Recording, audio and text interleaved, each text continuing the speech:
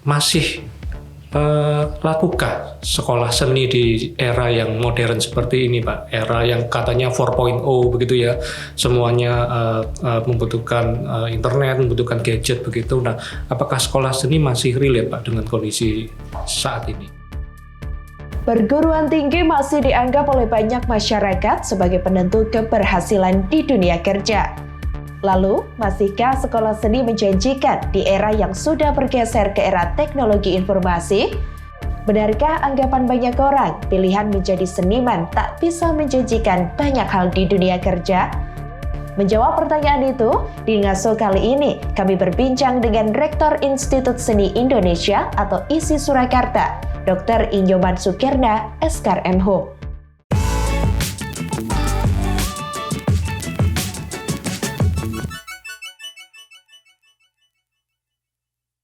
Selamat sore Pak Nyoman, terima kasih sudah datang ke acara ngobrol sore di Tribun Sore. Terima kasih Mas Sore, Mas Haji. Ya. Pak Nyoman, saya langsung saja.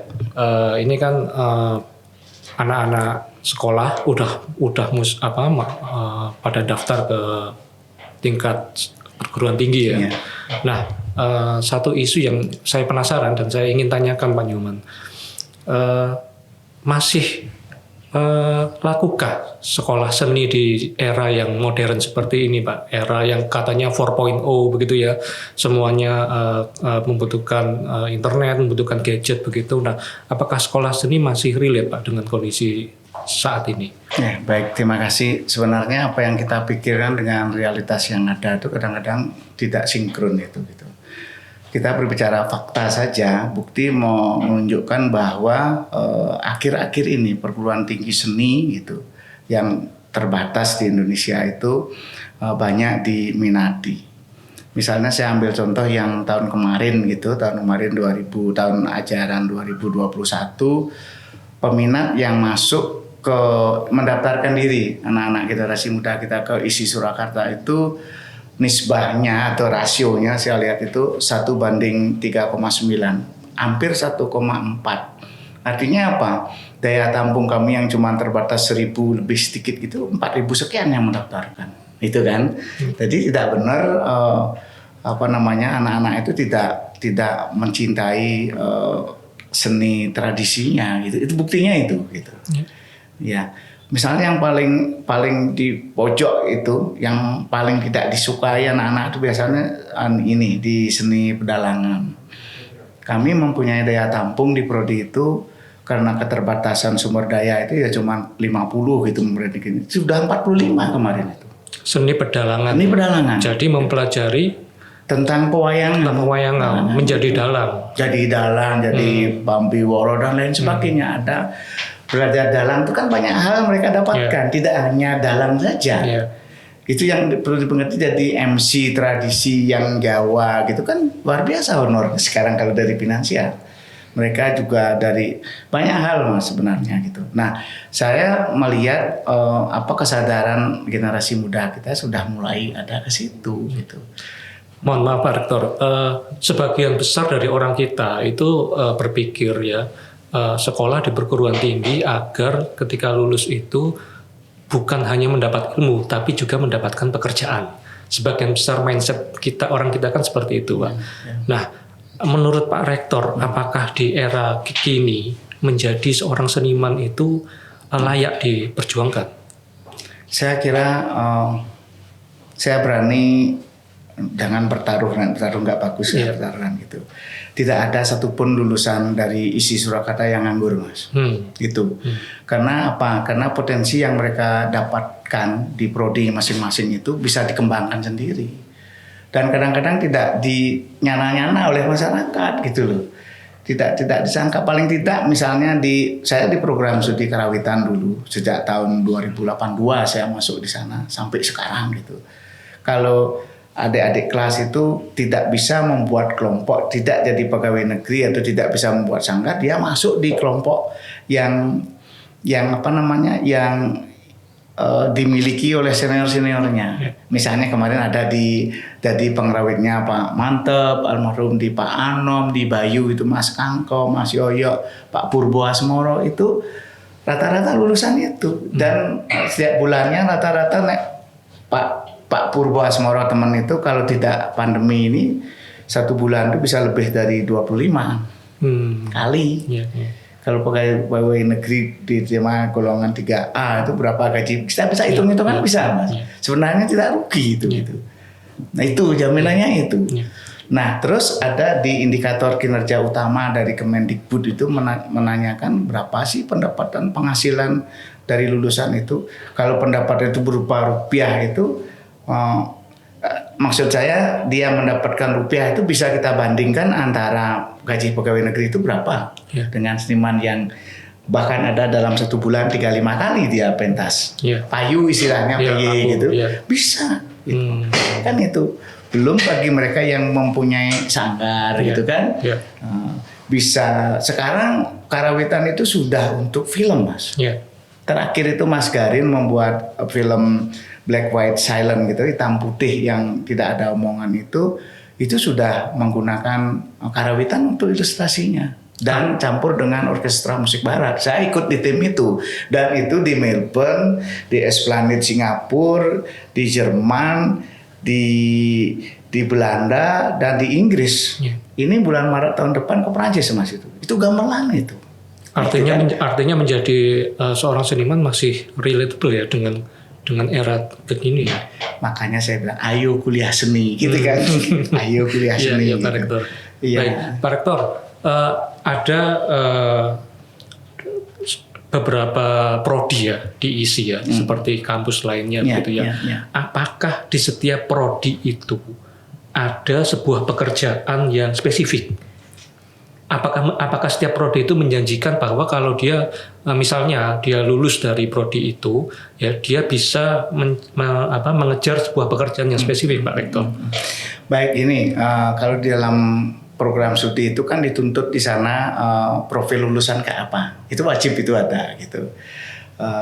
Masing-masing jurusan prodi itu membuat profilnya. Yang pertama itu mereka akan menjadi terkait dengan keilmuannya. Misalnya biar gampang, prodi saya jadi karawitan itu, seni karawitan itu profil pertama dia sebagai seorang pengrawit, praktisi karawitan. Nomor 2 dia sebagai seorang riset di karawitan, syukur di musik karena dia sudah punya basic musikalitas gitu kan. Nomor 3 itu dia bisa menjadi pamong.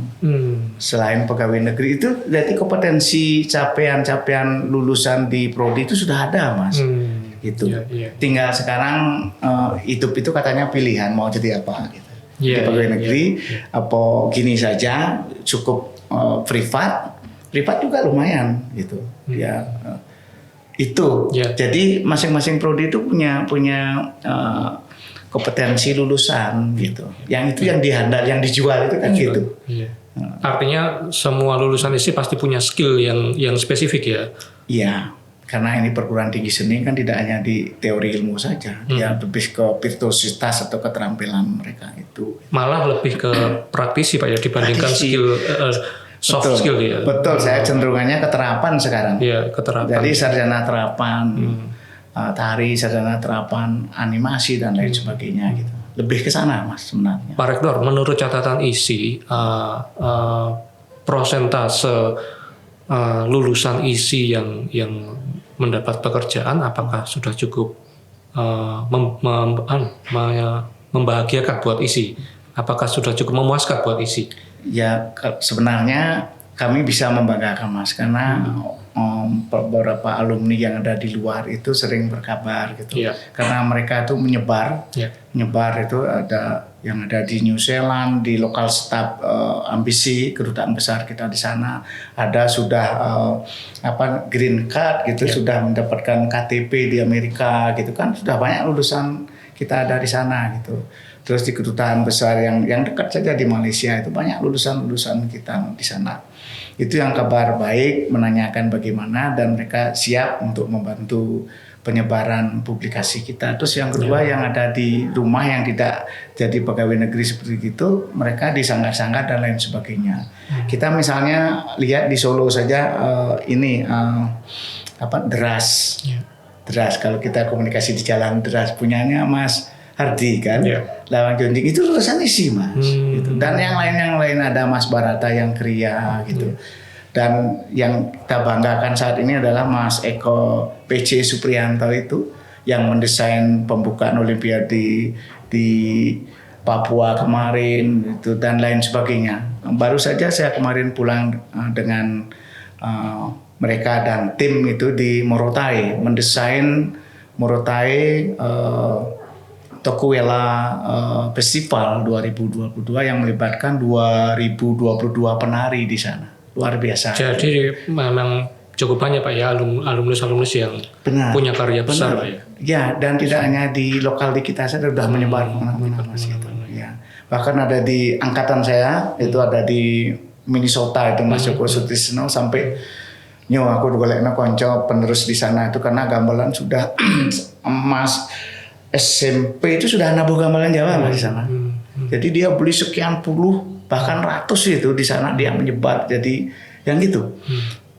Nah seperti itu di luar malah kan menyebar, makanya kemarin ada perasaan tidak enak bagaimana kalau gamelan 600 sekian berangkat di Amerika dan 400 sekian di Eropa itu dan di Jepang juga sudah banyak kalau mereka mengklaim jadi miliknya gitu. Makanya kami dari ISI Surakarta dan tim kecil itu mengusulkan ke UNESCO dan tanggal 15 Desember kemarin 2021 sudah menjadi warisan budaya tak benda Indonesia gamelan itu. Pak, sebagaimana ilmu yang terus berkembang, perguruan tinggi kan pasti juga berkembang ya, dan mungkin juga berubah ya, mengikuti perkembangan zaman begitu ya. Betul, ya. Nah kalau diisi bagaimana? Karena kan seperti ini Pak Rektor, sekarang ini kan dunia sudah berubah dari teks menjadi video, ya, dan menjadi audiovisual begitu. Nah kalau diisi, apakah juga ya, ada ilmu terapan untuk profesi-profesi seperti itu Pak Rektor? Iya, terima kasih, ini yang menjadi tantangan kami sebenarnya perguruan tinggi seni. Karena apa? Karena lahirnya perguruan tinggi seni itu adalah dimandatkan dari kementerian itu untuk penjaga gawang pelestari seni tradisi, kan itu yang utama. Yang utama itu. Tetapi, tetapinya kalau kita mengawetkan ikan itu masukkan kulkas selesai kapan aja. Dan seni kan tidak bisa begitu. Dia harus beradaptasi dengan tuntutan perkembangan zaman. Oleh sebab itu IT itu bagian dari itu. Nah, saya pernah ada teman penggalian misalnya dari Gambiong Mangkunegaran itu 55 menit loh Mas yang asli. Nah, itu menjadi kajian mereka digali cukup jadi 7-8 menit. Nah, dengan demikian kan di samping pemikiran estetiknya juga gitu. Apalagi sekarang sudah ada IT, pendokumentasian dan lain sebagainya. Justru itu Mas, setiap kami ada diskusi atau pelaporan audiensi dengan pihak kementerian itu, permasalahan kami di situ. Pelestari itu tidak segampang yang diomongkan. Oleh sebab itu saya ada 3 seni, ilmu pengetahuan, teknologi. Jadi 3 ini itu sudah otomatis. Bisa kita bilang IT yang mana tidak menggunakan seni, kan gitu juga ya. Boleh. Betul. Seni itu ada di mana-mana. Orang membuat video kalau nggak nyeni ya nggak bagus. Betul. Gitu Pak Rektor. Masih ada sisipan estetisnya di sana gitu. Kira-kira itu Mas. Pak Rektor, yang saya dengar ini di ISI ini ada satu-satunya prodi yang tidak ada di Indonesia, bahkan tidak ada di dunia. Adanya di ISI Solo, di ISI Surakarta. Kalau nggak salah prodi soal keris. Bisa dijelaskan dikit Pak Rektor? Dijelaskan sedikit Pak Rektor. Baik, terima kasih. Saya lupa tahun berapa ya, 2000 berapa itu Mas? 2010-an apa sebelum itu. Kami mendapat mandat dari kementerian itu mendirikan kalau dulu namanya tradisional keris, senjata tradisional keris. Sekarang nomenklatur yang baru keris dan senjata tradisional. Itu namanya. Nama resminya. Nama prodinya di nomenklatur yang sekarang Kementerian Mendikbudristek itu. Memang itu mandat Mas. Mandat yang diberikan kepada ISI Surakarta untuk membuka itu. Dan satu lagi batik. Desain mode batik 2 program studi yang mandat. Jadi yang harus kita jalankan. Kalau di Bandung itu mandatnya musik bambu. Oh. Di Bali jadi ada, setiap isi ini punya mandat diberi ya. oleh dibagi-bagi Ya, gitu ya, karena mungkin dipandang Solo itu keris itu agak keris ya, identik dengan Jawa gitu kan. Ternyata keris itu kan di dalam kaitannya dengan budaya kita tradisional, aktivitas adat itu kan luar biasa ya, kejawen tuh. Keris di mana-mana, di Bali, di Bandung, di mana aja. Dan senjata tradisional lainnya, tidak hanya keris saja, ya tombak, ya apa semacam itu. Nah, itu ilmunya di sana. Nah, apa saja yang diajarkan? Pertama itu proses pembuatan keris, terus pemaknaan keris, filosofinya itu. Jadi pamor-pamor yang ada di sana kan pemaknaannya banyak itu. Dan yang menarik itu mahasiswanya cewek-cewek banyak loh berminat. Ada yang daftar ya Pak Rektor ya? Kurang lebih ada 12 kemarin itu juga, lumayan. Kami menyiapkan daya tampung 25 tapi ya yang 12 sudah lumayan gitu. Itu Pak Rektor mohon maaf, itu apakah ISI pernah kira-kira tanya atau mewawancarai para mahasiswa di prodi keris itu? Latar belakang mereka itu apa? Ya, saya sering kemarin itu ada pameran prodi keris itu yang diikuti oleh 5 negara padahal. Karena itu masih daring kan, mereka melewat itu. Saya beberapa mahasiswa yang karyanya itu dijadikan tugas akhir mas. Tugas akhir. Ini berapa proses ini saya tanya dan lain sebagainya. Kalau ini dijual berapa? Ya 4 juta lah Pak gitu. Jadi karyanya itu 4 juta pemakna dan lain sebagainya. Kenapa? Dia melihat peluang-peluang itu tadi. Ini kita tidak banyak yang tidak ada banyak peminat, itu kan peluang mas. Betul. Tidak banyak pesaing. Dia juga melihat bahwa senjata ini, benda ini banyak digunakan. Gitu. Banyak digunakan. Dalam upacara yang ada terutama. Meskipun di era modern itu masih dipakai. Ya, sekarang di Solo aja monumen keris sudah ada kan. Di terminal itu misalnya. Gitu. Dan luar biasa. Ada dosennya Mas Basuki, saya lihat setiap pameran itu dipasang itu. Kerisnya keris gaya Bali ada beberapa itu pamornya apa. Saya tanya kira-kira ini kalau dijual berapa mas Bas gitu.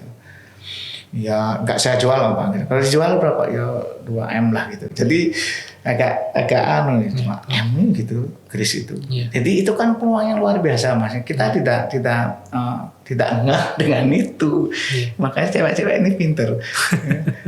Iya, Pak Rektor sendiri, Pak Nyoman sendiri ini kan seorang seniman ya, seorang seniman karawitan. Iya, seniman gitu ya. Kalau menurut Pak Rektor sebagai seorang seniman ya, bagaimana memandang paradigma ini kan banyak masih di orang-orang kita itu paradigmanya, terutama orang tua yang anaknya mau kuliah itu kan memandang jangan jadi seniman, mau jadi apa kamu besok begitu. Itu apa masih ada Pak Rektor di era sekarang itu Pak Rektor? Saya kira masih banyak itu mas. Satu saat kalau saya tidak salah 2 tahun yang lalu itu ada BKS PTSI itu Badan Kerjasama Perguruan Tinggi Seni Indonesia. Itu kan perguruan tinggi seni yang ada di Solo, di Jogja, Bali, Bandung, Padang, sekarang Papua dan Aceh. Itu ketemu RI1 Pak Jokowi di Isi Denpasar. Nah, beliau mengatakan DNA-nya negara kita itu seni budaya. Itu ngepusnya.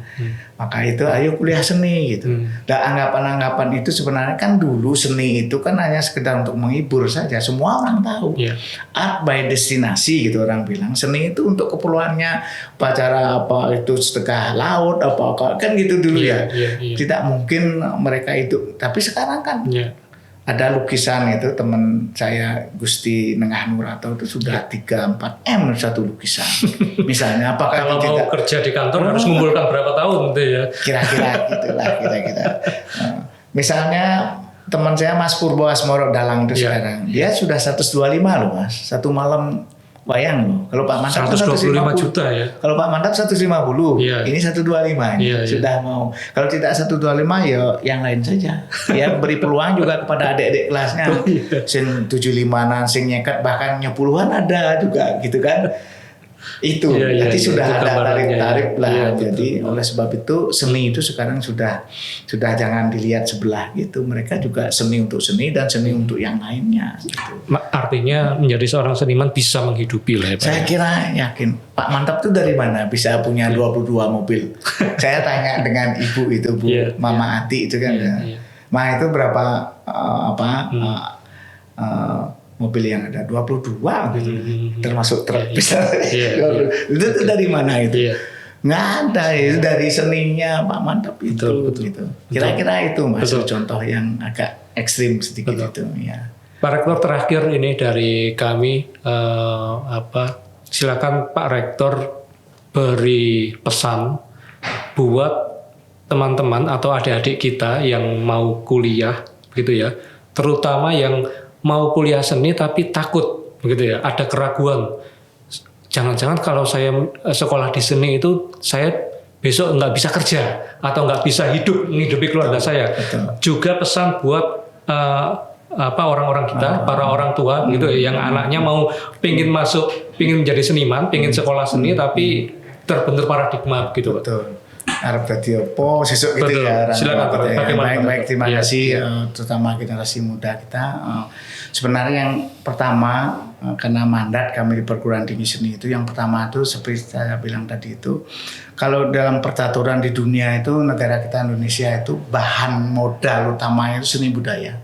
Yang lain tidak ada lagi. Itu oleh sebab itu mari seni budaya yang jadi warisan ini kita pelihara, lestari dan kembangkan. Itu pertama. Oleh sebab itu perlu orang yang di sini menangani. Ya.